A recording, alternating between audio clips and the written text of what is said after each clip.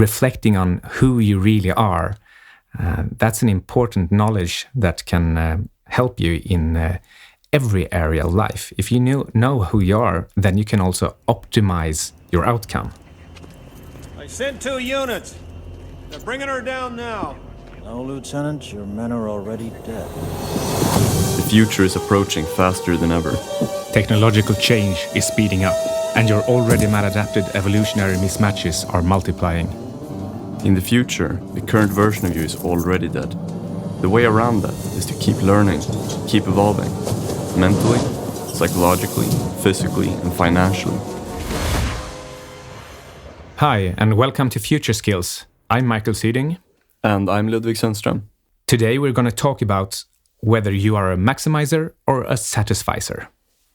Yes, and before we explain this idea a little bit further, I want to say a few words about this kind of episode. Because we will be talking quite a lot about self-knowledge in Future Skills. Because the more things that change, the more things will remain the same. And things like knowing yourself and understanding history and other stuff. But those two, knowing yourself and understanding history, those are 2 things that are becoming more and more important because there are a lot of timeless truths in those areas. So if you don't understand these things, then you'll be confused and you'll think that everything you see is kind of new under the sun. But if you do know these things, then you can kind of get a better sense of things. Yes, it enhances your pattern recognition and enables you to better analyze whatever comes your way. Yeah, there are a lot of useful principles. So we'll do a lot of these episodes. And this is the first one. And in this one, we'll talk about whether you're a maximizer or a satisficer. And a maximizer, that's a person who just can't help themselves looking for an optimal solution. They are perfectionist by nature. Yeah, and one thing I've thought about is that maximizers, they tend to procrastinate. Not always, but it's a tendency. That procrastination, however, it doesn't have to be bad. Actually, there's research showing that if you procrastinate, you tend to evaluate more alternatives and come up with a better solution.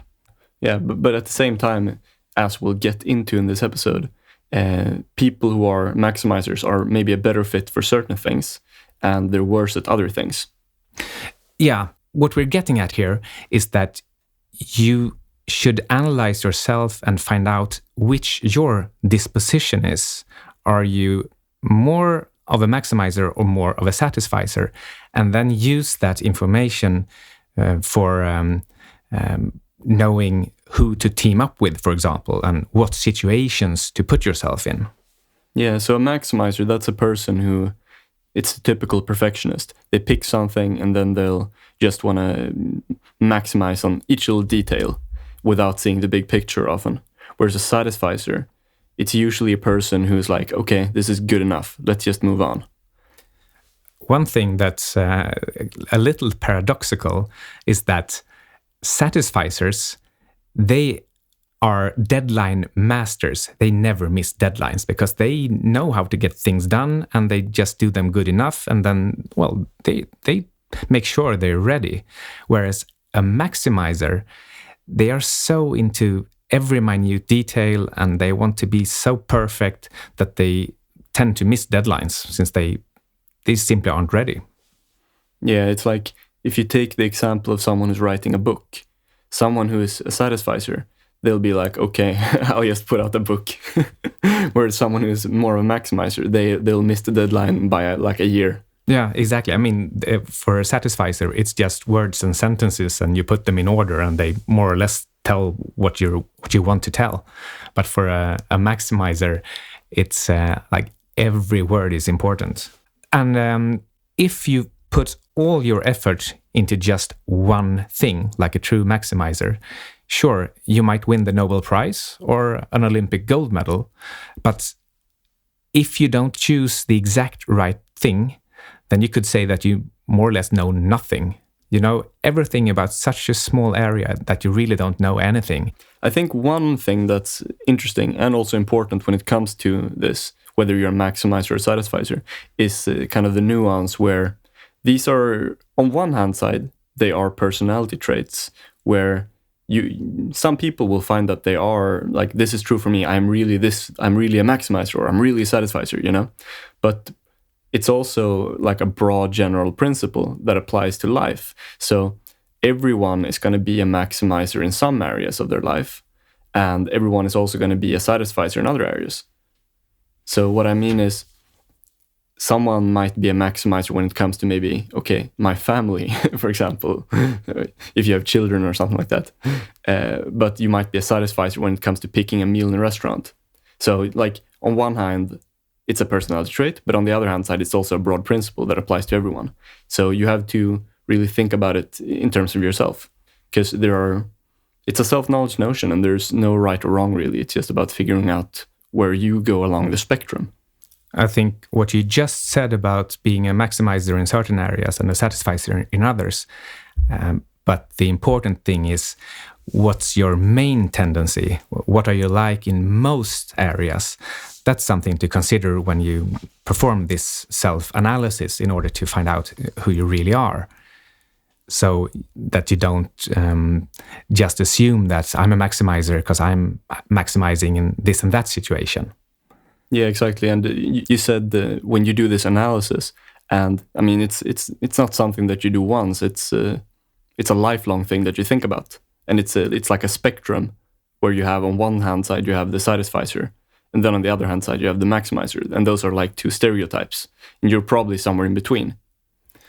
And I would also like to add that there is probably a tendency to change as you grow older. I'm not sure if it's for everybody, but you can at least be aware that you might change. When it comes to me personally, I'm not exactly sure how this works, but I'm perfectly sure I was a maximizer when I was younger. I was a complete computer nerd. I could sit up around the clock and just coding. But now, as I'm getting older, I'm getting more and more into the Satisficer camp, and I'm not sure if it's my disposition that's changing or if I'm just getting lazy.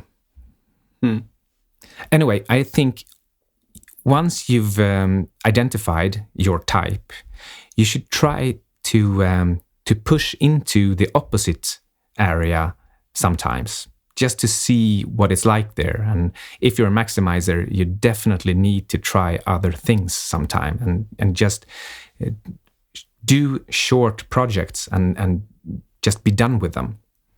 Yeah, like you mean just because it's uncomfortable? Yes. Yeah, okay, yeah. Here's what I think everybody should do. Just take a walk and reflect on this. It's even better if you do it with a friend. But taking walks, that's always useful. And reflecting on who you really are, that's an important knowledge that can help you in every area of life. If you know who you are, then you can also optimize your outcome. I think that's pretty hard to disagree with. I'm just kidding with you. But one thing that I think is interesting about this is, if you look in popular culture, like books and movies and things like that, you often see that the kind of mad genius, either that, or you see the super creative entrepreneur person.